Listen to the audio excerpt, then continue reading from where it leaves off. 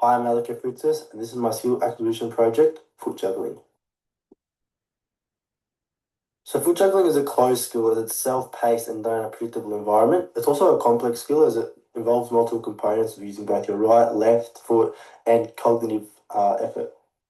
It's some gross motor skill as it involves the larger muscle groups in the lower limbs, so your quads, your hip flexors and stuff like that. It also has a fine motor skill, the smaller muscle groups like your ankle and foot to consistently juggle the ball. The goal was to increase control, consistency, and adaptability, so being able to use my dominant and non-dominant foot. And the learning stage I was in was in Genital's first stage, so the initial stage of learning, as I've never done the skill before. So just a few key concepts of the way I approached my training. Performance measure. I'd used knowledge of results, so the consecutive touch count when I was juggling. This really beneficiated me as I was going back and watching when I got consecutive touches, a higher number of consecutive touches, and really just pinpointing what I was doing right to try and implement into further training, future training.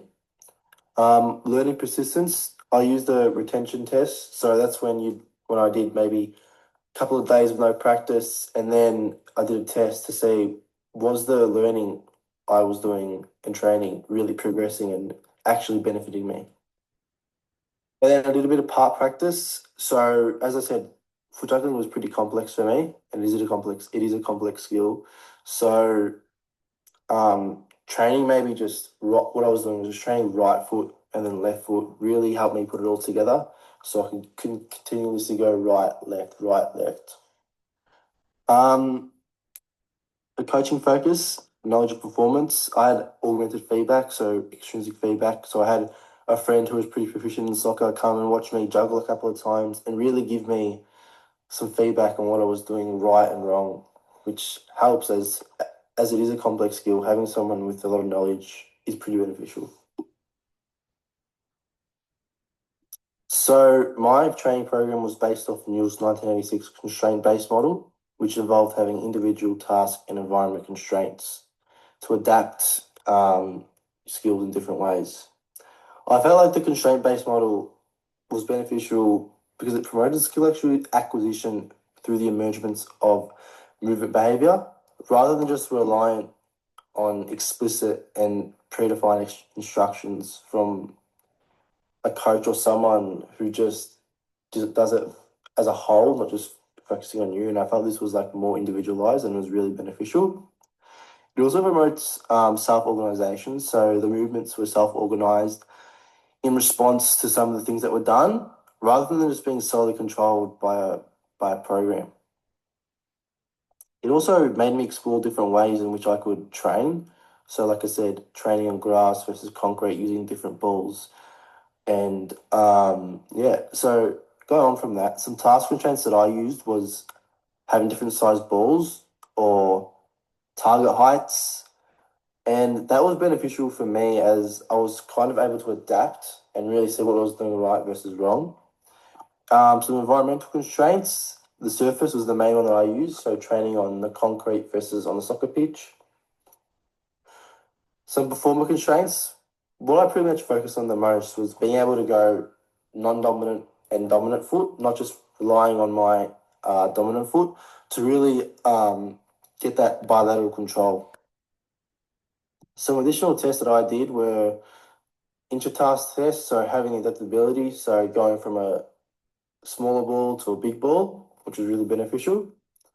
I also done a retention test, which is when you don't train for a certain amount of time and then you do the test. So that's something that I did. I didn't practice for maybe 2 days and then I'd do a test to see if I was actually learning stuff and if the skills were actually progressing.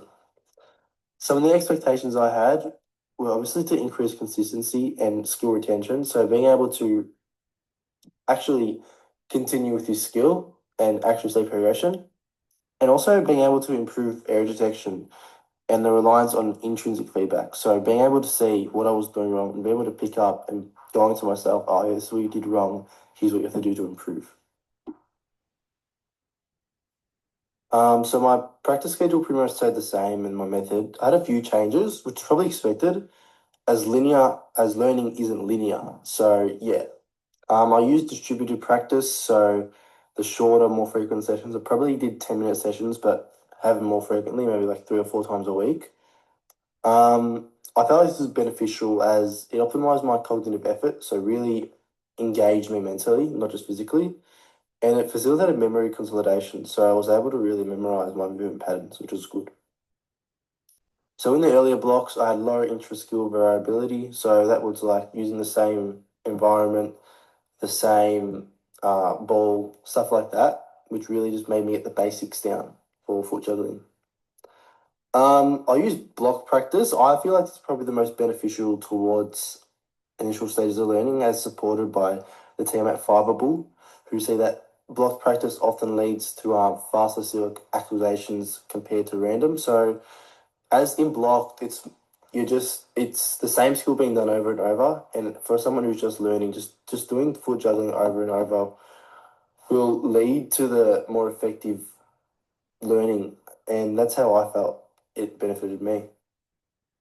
I did some overlearning. So after meeting a certain target, maybe 5 consecutive touches, I increased the training by 50%.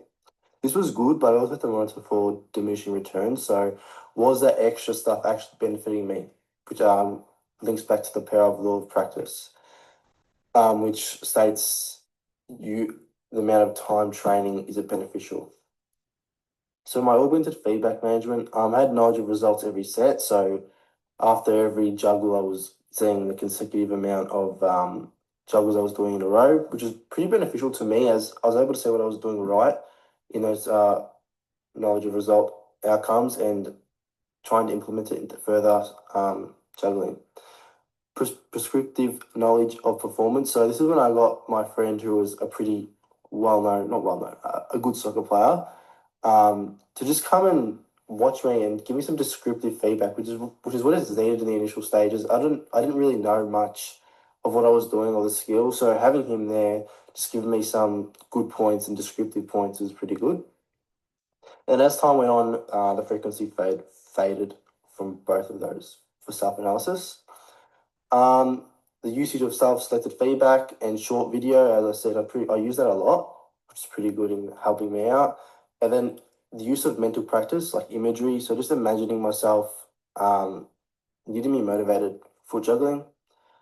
And then towards the later stages, I went more to random practice as it was just like more beneficial as I had learned the skill, so it's more just learning what I needed to improve on more, which is probably my bilateral control, which I was able to do with random practice and just manipulating task and environment constraints.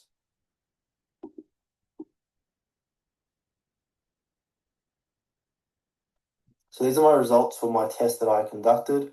On the left is times per juggling, right consecutive juggles. These are all averaged out between three juggles per test. So yeah, they did see an increase in time on the left here, bit of a dip when going to back to the mid test, which is expected from going from the task constraints and stuff like that. Going back to the actual size ball could be a bit difficult, but then just seeing that big increase, which was really rewarding because it just showed the practice was working. And yeah, however, with the time for jelly, a negative that I saw was when I was watching it back, I might some of the times, especially in task constraints, I was kicking the ball higher, so that meant I was juggling for longer when I really wasn't. So that's something that I saw as a negative, as it wasn't really showing my technique. It was just fluctuating it by kicking it higher, so I got a longer time. And then the consecutive doubles was which I really liked because it really shows that it shows the real outcome. So in the pre-test it was low, as in the task constraints, even those smaller balls and lighter balls was really beneficial. And then a dip in the mid-test was expected as I was going back to the normal size ball. And then just that post test again, I had a really big increase. Just keep that practice going, that the retention test working, and just stuff like that really benefited me and saw a big spike. And I think in one of my tests, you'll see later, I had a really big, I think 20 consecutive in a row or something ridiculous like that, which is pretty good.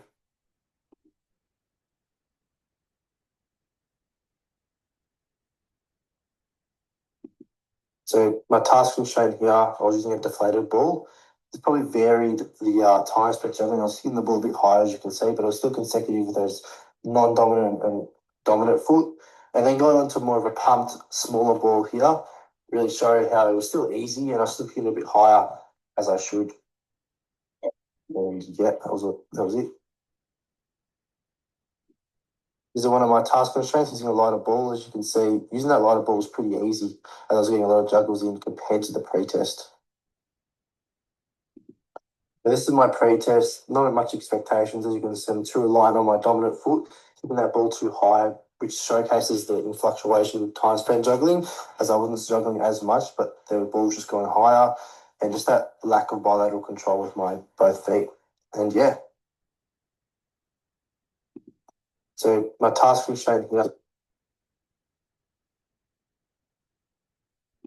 So this is my mid-test. There was a bit of a dip in consecutive juggles here and time spent juggling, probably because I was going from that variable practice, but that bilateral control started to come through in the learning. You could say it was pretty much coming through in that first one. That second one was a bit of a dip, and then that third one just really showed I was using both non-dominant and dominant foot.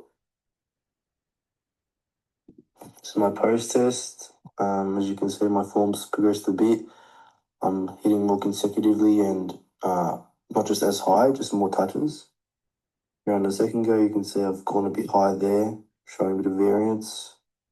Didn't really use my opposite foot, but here on the last one really shows my progression that I've made from training, variable practice, constraints training, all the above. As you can see, I'm just very focused and the form's gotten better. I'm not kicking as high and just continuing to touch that ball even with the opposite foot showing my bilateral transfer. So this is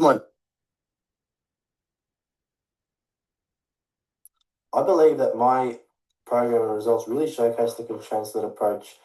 And it was effective in promoting both learning and adaptability. So not just learning foot juggling, but also adapting in different ways to learn it, whether that be task, environmental, or individual constraints.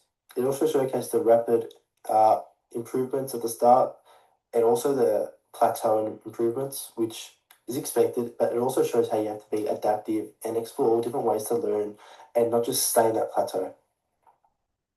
It also aligned with Amedo et al.'s 2018 study, which showed that changing constraints reliably shifts technical actions and tactical behaviors by forcing performers to self-organize. This was done in my program when I varied ball size. My knowledge of results initially dipped, then improved and transferred. Matching the review's point that constraints manipulation can temporarily lower practice performance, yet deepen learning and adaptability over time. So my results really highlighted these things that I've listed here. Having variable practice, it encouraged functional variability with having the same knowledge of results but with different balls. Even just having retention through distributed practice and overlearning and fading feedback. Some improvements that I do is probably continue applying ecological dynamic principles for representative learning design. And I'd also consider adding another area of study, the focus of attention, and really focusing on those external cues, which I feel like could be beneficial.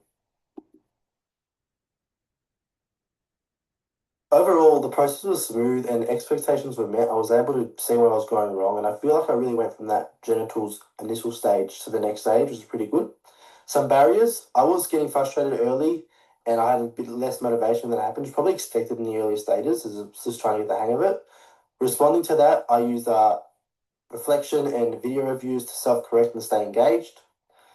The big one here was contextual interference. So knowing that errors meant I was learning. And some changes I would do would definitely add focus of attention. So using external cues, which I would think would really benefit me. Thank you.